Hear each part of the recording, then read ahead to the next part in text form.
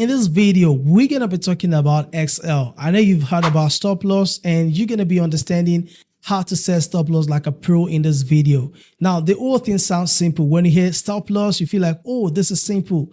Just the same way your multiplication, your division, addition, and subtraction sounds simple, because when someone asks you 1 plus 1, you know the answer to that is 2. And when you've been asked 4 minus 2, you know the answer to that is 2. But when you have some complex maths, it gets you confused, you get stuck, and you don't even know what to do. That's the same way SL look in trading. It sounds like it is simple, but no, it is actually beyond what you think. So firstly, we're going to be understanding what is stop loss. Stop loss is an automated inbuilt in trading platform that helps you secure your money from being lost to the forex market. But despite this inbuilt, a lot of people still lose money to the forex market, and that is because you're not doing it in the right way. But in this video, I'm going to be breaking it down for you so you understand what is stop loss and how to set it like a pro. So let's dive in. Now, you see all of this thing you see in the market, you have to understand that the financial market actually understand where your stop loss is. You see, every structure being created, like the structure right here being created, this structure right here being created, this one right here, and all of this structure, the financial market understand that these are your stop loss. So that is why sometimes when you have a stop loss at this point right here, and you want to go for a buy position, sometimes the market come all the way down to first of all take out your stop loss at that level, then return back to the upside, just like as you've seen right at this level. Now, you have to actually have that at the back of your mind, that the financial market are against you. They don't want you to make profit. So you have to be very smart. You have to be smarter than they do for you to make profit from the market. So how do you actually understand how this thing really works? So we're going to be going to the real chart so that we're going to be understanding it better. Now, right now at this level, there's something I want you to pay a very close attention to. You can see at this market right here, when we had all of these noises right here, okay, then the market moved to the upside, just as you can see right at this level, from this point to this upside. Now, if you want to make some few analyses and you want to consider that, okay, what should you do? Should you buy or sell?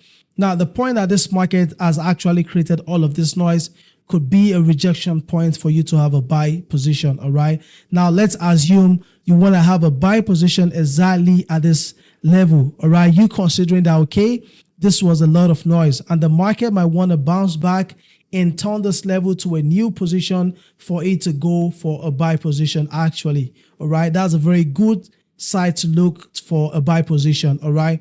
Now, most of you guys are going to do something wrong. And what you're going to do wrong is considering this level right here where the market rejected as your stop loss.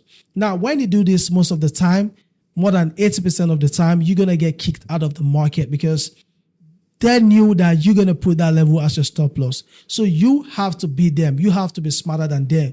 So in this kind of situation, this is what you're going to check out to. Now, you're going to look at the previous moves in the market. If you check this rejection right here, at this point level right here, this rejection. So you could actually consider that the market might want to come to this level and turn this resistance level to a new support level. So if I was the one who want to take this trade, I'm going to consider having this point as my danger zone.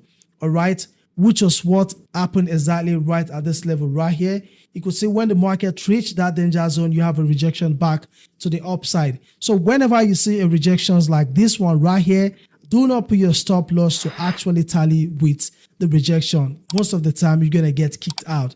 Instead, what you want to do is look for a position when the market did not actually have any kind of relationship together. Now, if you check right here where the market rejected, okay, the next liquidity we might want to target as our stop loss. If you consider it back to this level, you're going to see that there's no immediate, relationship with any of the structures, which shows that, okay, the market might come there, but it is very hard for market to come there. So for you not to get kicked out from the market all the time, you're going to be having considerations like this to have your stop loss. So if I was you, what I'm going to do is I'm going to consider this level right here as my stop loss, okay? I'm just going to consider that level right here as my stop loss.